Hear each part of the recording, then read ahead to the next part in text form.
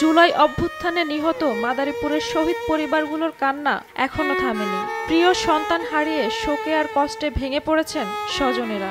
অন্যদিকে আহতরা জীবনযুদ্ধে বিপর্যস্ত। কেউ দৃষ্টিশক্তি হারিয়েছেন, কেউ হাত, কেউ পা, আবার কেউ কেউ সারা শরীরে গুলি নিয়ে কাটাচ্ছেন দুর্বিষহ জীবন।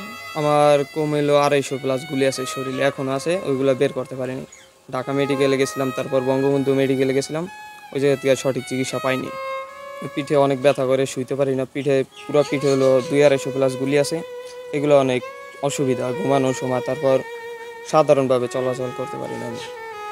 2024 সালের 8 জুলাই সারা দেশের মতো মাদারীপুরেও শুরু হয় বৈষম্য বিরোধী ছাত্র আন্দোলন। টানা হামলা, লাঠিচার্জ, গ্রেপ্তার, সবকিছুর পরও পিছু হটেননি শিক্ষার্থীরা। হাজার হাজার লোকজন কষ্ট পেয়েছে,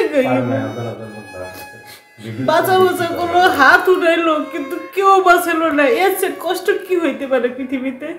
পরদিন 19 জুলাই খাগড়ি থেকে হাজারো মানুষের মিছিল শহরের দিকে অগ্রসর হলে এলজিইডি অফিসের সামনে পুলিশ ও আওয়ামী লীগ ছাত্রলীগ কর্মীদের সঙ্গে সংঘর্ষ বাধে।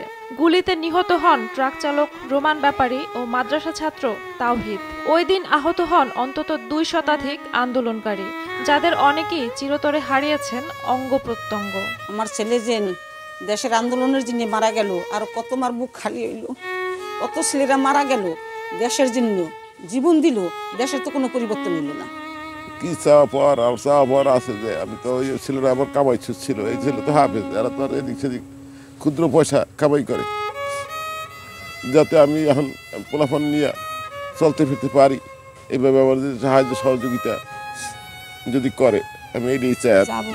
বাবা, আমরা তো গরিব মানুষ, তুমি যদি কিছু হইয়া যাও তাহলে আমরা কি করবো, তুমি যাবা না? কয় না আম্মু, এইসব আন্দোলনে মা বাপ নিয়ে যাইতে হয়। আমি কিছু না বাবা, তোমার যদি কিছু হয়ে যায়, কয় না আমার যদি কিছু হয় আমি যাবই।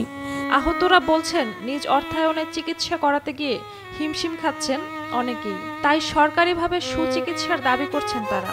1 বছরের মধ্যে আমি যতটুকু চিকিৎসা করছি সবই প্রাইভেটভাবে, সরকারি কোনো চিকিৎসা করি নাই। আমি চাই সরকারিভাবে চিকিৎসা করুক, আমাদের বিনা খরচে যেহেতু চিকিৎসা, ভালোভাবে চিকিৎসাটা করুক। সরকার থেকে যে প্রত্যাশা ছিল আহতদের দেখভালের এবং শহীদ পরিবারের পাশে থাকার, আমরা যথোপযুক্ত ইয়াটা পাই নাই। আমাদের শহীদেরা আমাদের মধ্যে বেঁচে থাকবে, তাদের জীবিত সহযোদ্ধাদের হৃদয়ে বেঁচে থাকবে।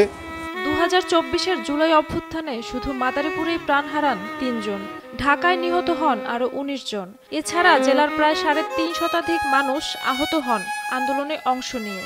এই ঘটনায় মাদারীপুরে 3টি হত্যা মামলা দায়ের করা হয়েছে।